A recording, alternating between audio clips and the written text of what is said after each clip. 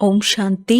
ಇಂದಿನ ದಿನಾಂಕ 10/1/2022. ಮಧುರ ಮಕ್ಕಳೇ, ನೀವು ಶ್ರೀಮತದನುಸಾರ ಎಲ್ಲರ ಆತ್ಮಿಕ ಪಾಲನೆ ಮಾಡಬೇಕಾಗಿದೆ. ಖುಷಿಯ ಔಷಧಿಯನ್ನು ಸೇವನೆ ಮಾಡಿ ಹಾಗೂ ಅನ್ಯರಿಗೂ ಸೇವನೆ ಮಾಡಿಸುವುದೇ ಸತ್ಯವಾದ ಸತ್ಕಾರ ಪಾಲನೆ ಮಾಡುವುದಾಗಿದೆ. ಪ್ರಶ್ನೆ: ಜ್ಞಾನದಲ್ಲಿ ಆಧ್ಯಾತ್ಮಿಕತೆಯ ಅರಿತ ತುಂಬುವ ವಿಧಿ ಏನಾಗಿದೆ? ಅದರಿಂದ ಯಾವ ಯಾವ ಲಾಭಗಳಾಗುತ್ತದೆ? ಉತ್ತರ: ಯಾವಾಗ ಯಾರಿಗಾದರೂ ಜ್ಞಾನವನ್ನು ತಿಳಿಸುತ್ತೀರೆಂದರೆ ಆತ್ಮನೆಂದು ತಿಳಿದು ಆತ್ಮನಿಗೆ ಜ್ಞಾನವನ್ನು ಕೊಡಿ. ಇದರಿಂದ ಆಧ್ಯಾತ್ಮಿಕತೆಯ ಅರಿತವು ತುಂಬುತ್ತದೆ. ಈ ಹೊಸ ಅಭ್ಯಾಸದಿಂದ ಜ್ಞಾನವನ್ನು ಯಾರಿಗೆ ತಿಳಿಸುತ್ತೀರೆಂದರೆ ತಕ್ಷಣದಲ್ಲಿ ನಾಟಿ ಬಿಡುತ್ತದೆ. ಶರೀರದ ಪರಿವೆಯು ಸಮಾಪ್ತಿಯಾಗುವುದು. ನಂತರದಲ್ಲಿ ಮಾಯೆಯ ಬಿರುಗಾಳಿಗಳು ಅಥವಾ ಕೆಟ್ಟ ಸಂಕಲ್ಪಗಳು ಬರುವುದಿಲ್ಲ. ಕೆಟ್ಟ ದೃಷ್ಟಿಯೂ ಇರುವುದಿಲ್ಲ. ಓಂ ಶಾಂತಿ. ಜ್ಞಾನದ 3ನೇ ನೇತ್ರವನ್ನು ಕೊಡುವಂತಹ ಆತ್ಮಿಕ ತಂದೆಯು ಕುಳಿತು ಆತ್ಮಿಕ ಮಕ್ಕಳಿಗೆ ತಿಳಿಸುತ್ತಾರೆ. ಜ್ಞಾನದ 3ನೇ ನೇತ್ರವನ್ನು ತಂದೆಯವರಲ್ಲದೆ ಮತ್ಯಾರೂ ಕೊಡಲು ಸಾಧ್ಯವಿಲ್ಲ. ಈಗ ನೀವು ಮಕ್ಕಳಿಗೆ ಜ್ಞಾನದ 3ನೇ ನೇತ್ರವೂ ಸಿಕ್ಕಿದೆ. ಇದರಿಂದ ಈ ಹಳೆಯ ಪ್ರಪಂಚವು ಬದಲಾಗುವುದಿದೆ ಎಂಬುದನ್ನೀಗ ನೀವು ತಿಳಿದುಕೊಂಡಿದ್ದೀರಿ. ಇದನ್ಯಾರು ಬದಲಾಯಿಸುವರು ಮತ್ತು ಹೇಗೆ ಬದಲಾಯಿಸುವರೆಂಬುದನ್ನು ಮನುಷ್ಯರು ತಿಳಿದುಕೊಂಡಿಲ್ಲ. ಏಕೆಂದರೆ ಅವರಿಗೆ ಜ್ಞಾನದ 3ನೇ ನೇತ್ರವೇ ಇಲ್ಲ. ನೀವು ಮಕ್ಕಳಿಗೀಗ ಜ್ಞಾನದ 3ನೇ ನೇತ್ರವೂ ಸಿಕ್ಕಿದೆ. ಅದರಿಂದ ನೀವು ಸೃಷ್ಟಿಯ ಆದಿ ಮಧ್ಯ ಅಂತ್ಯವನ್ನು ತಿಳಿದು ಬಿಟ್ಟಿದ್ದೀರಿ. ಇದಾಗಿದೆ ಜ್ಞಾನದ ಸ್ಯಾಕ್ರಿನ್. ಸ್ಯಾಕ್ರಿನ್ನ ಒಂದು ಹನಿಯೂ ಸಹ ಬಹಳ ಮಧುರವಾಗಿರುತ್ತದೆ. ಜ್ಞಾನದ ಆ ಒಂದು ಅಕ್ಷರವೇ ಮನ್ಮನಾಭವ ಎನ್ನುವುದಾಗಿದೆ. ಈ ಅಕ್ಷರವು ಎಲ್ಲದಕ್ಕಿಂತಲೂ ಅತಿ ಮಧುರವಾಗಿದೆ. ತಮ್ಮನ್ನು ಆತ್ಮನೆಂದು ತಿಳಿದು ತಂದೆಯನ್ನು ನೆನಪು ಮಾಡಿರಿ. ತಂದೆಯು ಶಾಂತಿಧಾಮ ಹಾಗೂ ಸುಖಧಾಮದ ಮಾರ್ಗವನ್ನು ತಿಳಿಸುತ್ತಿದ್ದಾರೆ. ತಂದೆಯು ಬಂದಿರುವುದೇ ಮಕ್ಕಳಿಗೆ ಸ್ವರ್ಗದ ಆಸ್ತಿಯನ್ನು ಕೊಡುವುದಕ್ಕಾಗಿ. ಅಂದ ಮೇಲೆ ಮಕ್ಕಳಿಗೆಷ್ಟು ಖುಷಿ ಇರಬೇಕು? ಹೇಳುತ್ತಾರೆ, ಖುಷಿಯಂತ ಔಷಧಿ ಇಲ್ಲ. ಯಾರು ಸದಾ ಖುಷಿಯಲ್ಲಿಯೇ ಇರುತ್ತಾರೆ ಅವರಿಗಾಗಿ ಅದು ಔಷಧಿಯಾಗಿ ಬಿಡುತ್ತದೆ.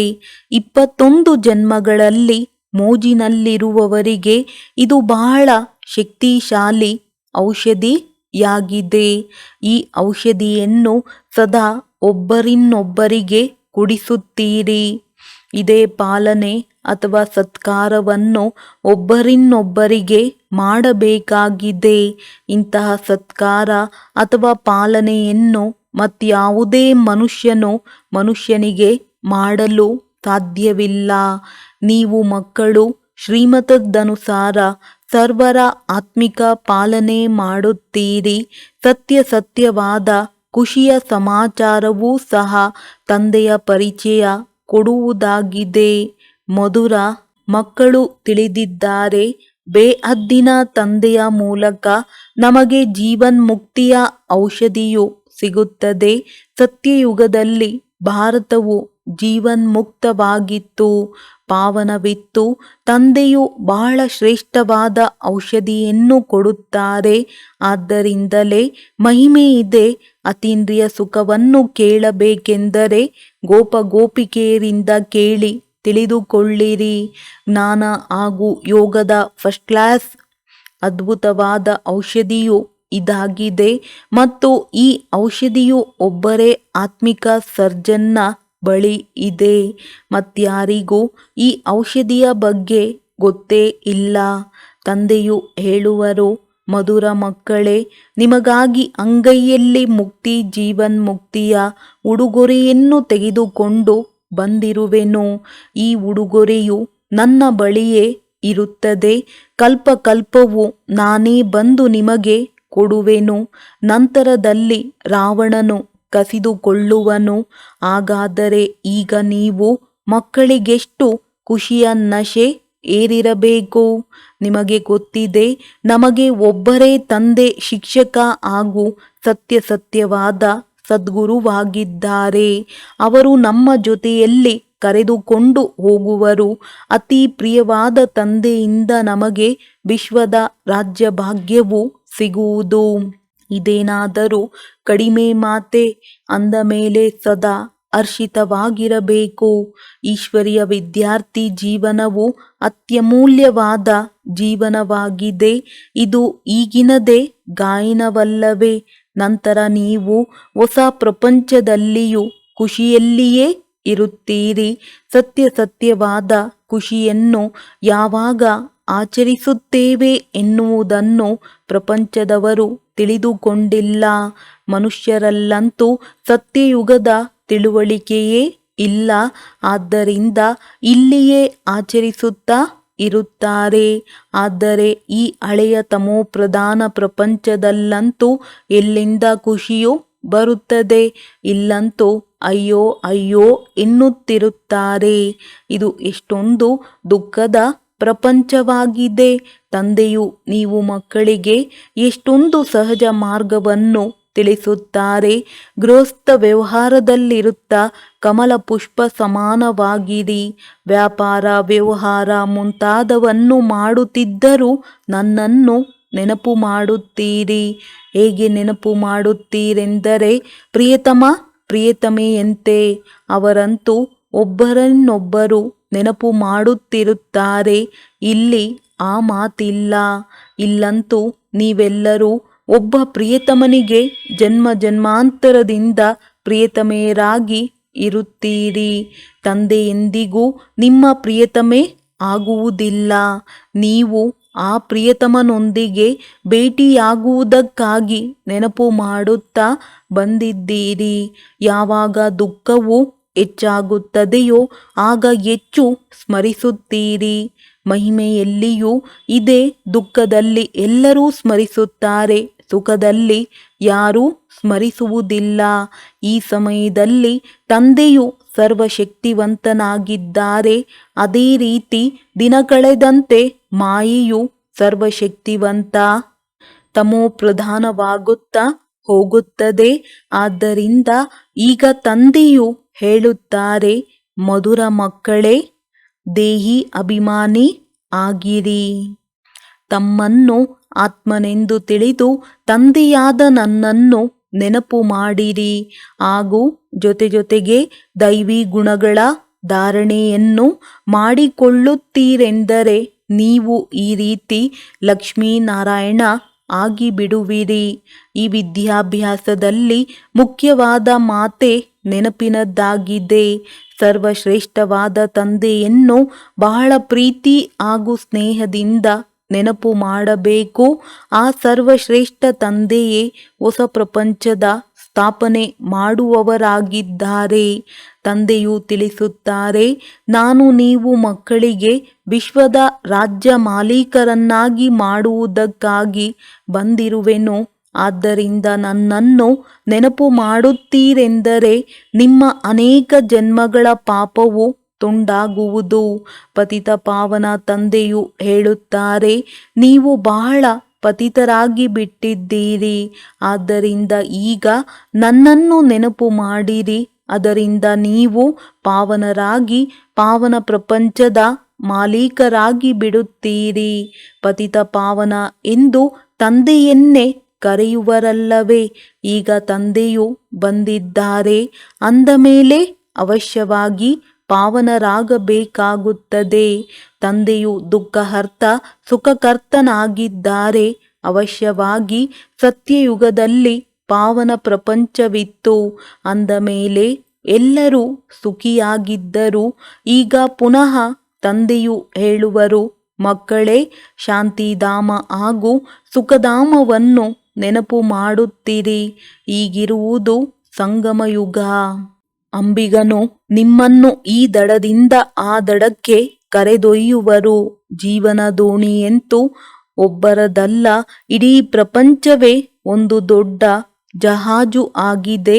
ಅದನ್ನು ಪಾರು ಮಾಡಿ ಕರೆದೊಯ್ಯುವರು. ಬೇಹದ್ದಿನ ತಂದೆಯು ನಮಗೆ ಓದಿಸುತ್ತಿದ್ದಾರೆ. ಅದರಿಂದ ನೀವು ಮಧುರ ಮಕ್ಕಳಿಗೆ ಎಷ್ಟೊಂದು ಖುಷಿಯಾಗಬೇಕು. ನಿಮಗಾಗಿ ಸದಾ ಖುಷಿಯೇ ಖುಷಿಯಿದೆ.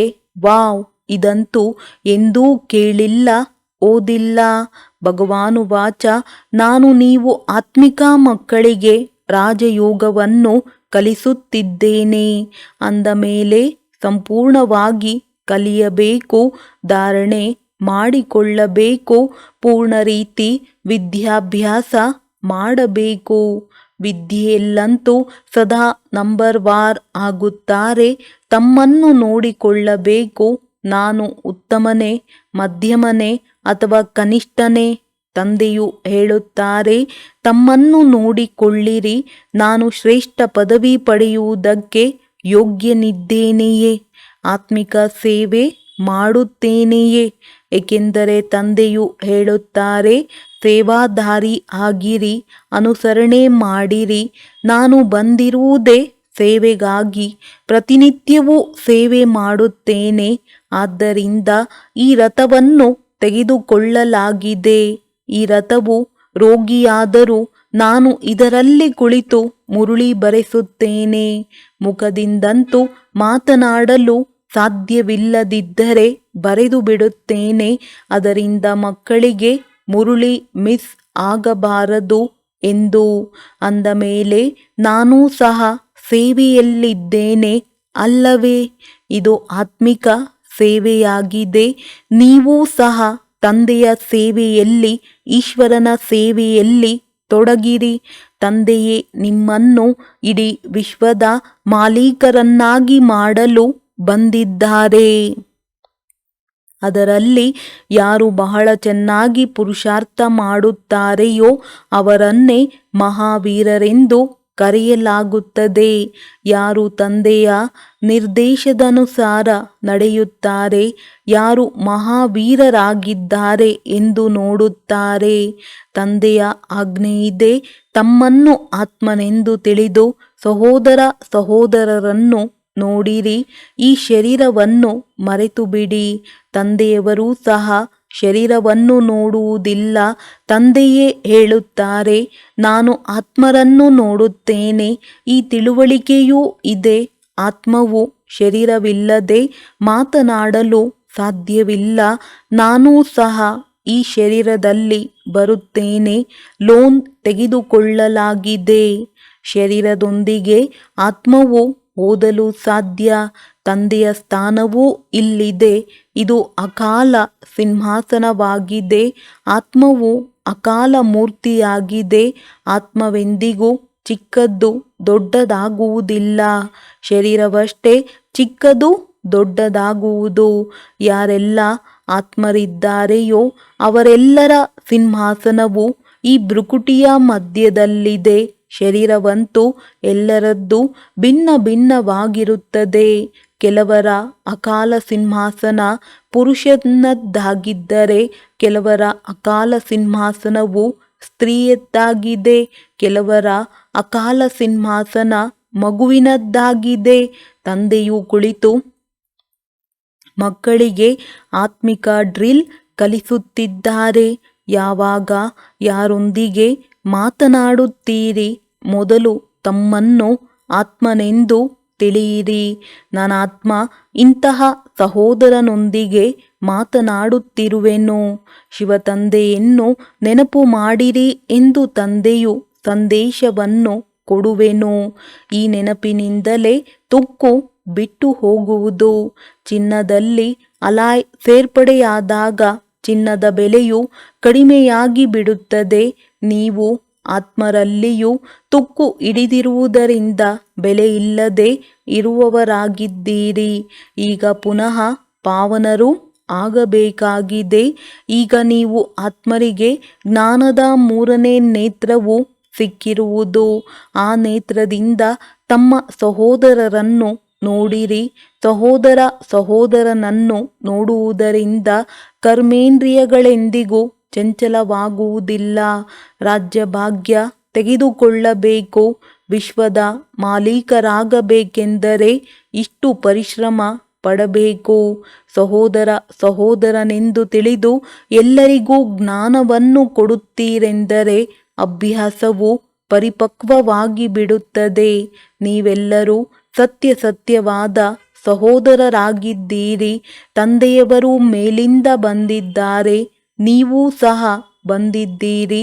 ತಂದೆ ಮಕ್ಕಳ ಸಹಿತವಾಗಿ ಸೇವೆ ಮಾಡುತ್ತಿದ್ದಾರೆ. ಸೇವೆ ಮಾಡುವ ಸಾಹಸವನ್ನು ತಂದೆಯವರು ಕೊಡುತ್ತಾರೆ. ಸಾಹಸ ಮಕ್ಕಳದ್ದು, ಸಹಯೋಗ ತಂದೆಯದು. ಅಂದ ಮೇಲೆ ನಾನು ಆತ್ಮನು ಸಹೋದರನಿಗೆ ಓದಿಸುತ್ತಿದ್ದೇನೆ ಎಂಬ ಅಭ್ಯಾಸವನ್ನು ಮಾಡಿಕೊಳ್ಳಬೇಕು. ಆತ್ಮವು ಓದುತ್ತದೆ ಎಲ್ಲವೇ. ಇದಕ್ಕೆ ಆಧ್ಯಾತ್ಮಿಕ ಜ್ಞಾನವೆಂದು ಹೇಳಲಾಗುತ್ತದೆ. ಅದು ಆತ್ಮಿಕ ತಂದೆಯಿಂದಲೇ ಸಿಗುವುದು. ಸಂಗಮದಲ್ಲಿಯೇ ತಂದೆಯು ಬಂದು ಈ ಜ್ಞಾನವನ್ನು ಕೊಡುತ್ತಾರೆ. ತಮ್ಮನ್ನು ಆತ್ಮನೆಂದು ತಿಳಿಯಿರಿ.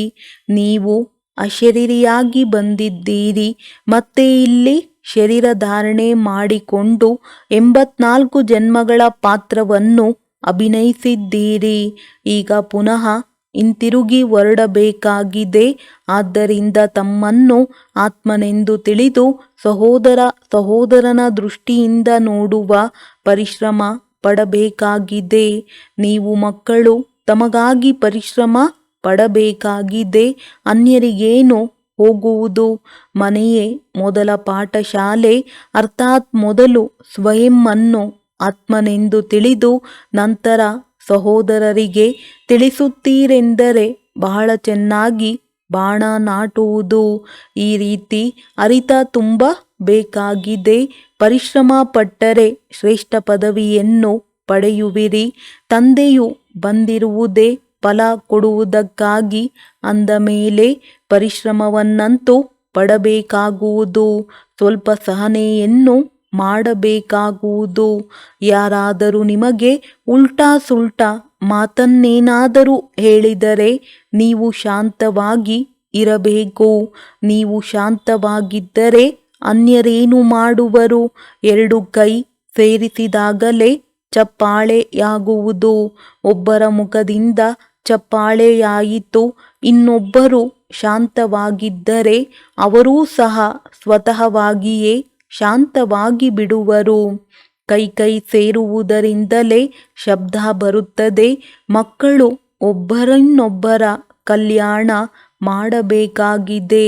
ತಂದೆಯು ತಿಳಿಸುತ್ತಾರೆ, ಮಕ್ಕಳೇ, ಸದಾ ಖುಷಿಯಲ್ಲಿರಬೇಕೆಂದು ಬಯಸುತ್ತೀರೆಂದರೆ ಮನ್ಮನಾಭವ. ತಮ್ಮನ್ನು ಆತ್ಮನೆಂದು ತಿಳಿದು ತಂದೆಯನ್ನು ನೆನಪು ಮಾಡಿರಿ. ಸಹೋದರನ ಆತ್ಮರನ್ನು ಕಡೆ ನೋಡಿರಿ. ಸಹೋದರಿಗೂ ಈ ಜ್ಞಾನ ಕೊಡಿ. ಈ ಹವ್ಯಾಸವಾಗುವುದರಿಂದ ಕೆಟ್ಟ ದೃಷ್ಟಿಯು ಮೋಸ ಮಾಡುವುದಿಲ್ಲ. ಜ್ಞಾನದ 3ನೇ ನೇತ್ರದಿಂದ 3ನೇ ನೇತ್ರವನ್ನು ನೋಡಿ. ತಂದೆಯೂ ಸಹ ನಿಮ್ಮ ಆತ್ಮವನ್ನೇ ನೋಡುತ್ತಾರೆ. ಸದಾ ಆತ್ಮವನ್ನೇ ನೋಡುವ ಪ್ರಯತ್ನ ಪಡಬೇಕು. ಶರೀರವನ್ನು ನೋಡಲೇಬಾರದು. ಯೋಗ ಮಾಡಿಸುವಾಗಲೂ ತಮ್ಮನ್ನು ಆತ್ಮನೆಂದು ತಿಳಿದು ಸಹೋದರರನ್ನು ನೋಡುತ್ತಾ ಇರುತ್ತೀರೆಂದರೆ ಸೇವೆಯು ಬಹಳ ಚೆನ್ನಾಗಿ ಆಗುವುದು. ತಂದೆಯು ಹೇಳಿದ್ದಾರೆ, ಸಹೋದರರಿಗೆ ತಿಳಿಸಿರಿ. ಎಲ್ಲ ಸಹೋದರರಿಗೂ ತಂದೆಯಿಂದ ಆಸ್ತಿಯು ಸಿಗುವುದು. ಈ ಆತ್ಮಿಕ ಜ್ಞಾನವು ಒಂದು ಬಾರಿಯೇ ನೀವು ಬ್ರಾಹ್ಮಣ ಮಕ್ಕಳಿಗೆ ಸಿಗುತ್ತದೆ. ನೀವು ಬ್ರಾಹ್ಮಣರೇ ಮತ್ತೆ ದೇವತೆಗಳು ಆಗುವವರಿದ್ದೀರಿ. ಈ ಸಂಗಮ ಯುಗವನ್ನು ಬಿಡಬಾರದು. ಇಲ್ಲದಿದ್ದರೆ ತಾವೇಗೆ ಪಾರಾಗುತ್ತೀರಿ? ಇದು ಅದ್ಭುತವಾದ ಸಂಗಮ ಯುಗದ. ಅಂದ ಮೇಲೆ ಮಕ್ಕಳು ಆತ್ಮಿಕ ಯಾತ್ರೆಯಲ್ಲಿರುವ ಹವ್ಯಾಸವನ್ನು ಹಾಕಿಕೊಳ್ಳಬೇಕಾಗಿದೆ. ನಿಮಗಾಗಿ ಲಾಭದ್ದೇ ಮಾತಾಗಿದೆ. ತಂದೆಯ ಶಿಕ್ಷಣವನ್ನು ಸಹೋದರರಿಗೆ ಕೊಡಬೇಕಾಗಿದೆ. ತಂದೆಯು ತಿಳಿಸುತ್ತಾರೆ, ನಾನು ನೀವು ಆತ್ಮರಿಗೆ ತಿಳುವಳಿಕೆ ಕೊಡುತ್ತಿದ್ದೇನೆ, ಆತ್ಮವನ್ನೇ ನೋಡುತ್ತೇನೆ. ಮನುಷ್ಯನು ಮನುಷ್ಯನೊಂದಿಗೆ ಮಾತನಾಡುವಾಗ ಅವರ ಮುಖವನ್ನು ನೋಡುವರಲ್ಲವೇ?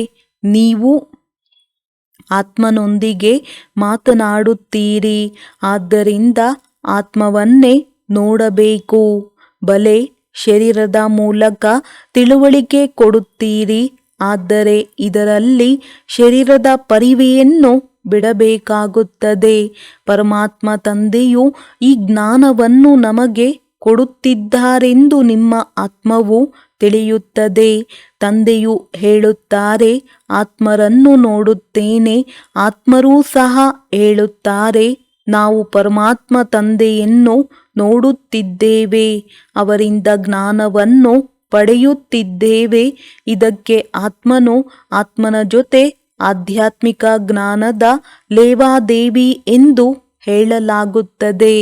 ಆತ್ಮದಲ್ಲಿಯೇ ಜ್ಞಾನವಿದೆ, ಆತ್ಮನಿಗೆ ಕೊಡಬೇಕಾಗಿದೆ.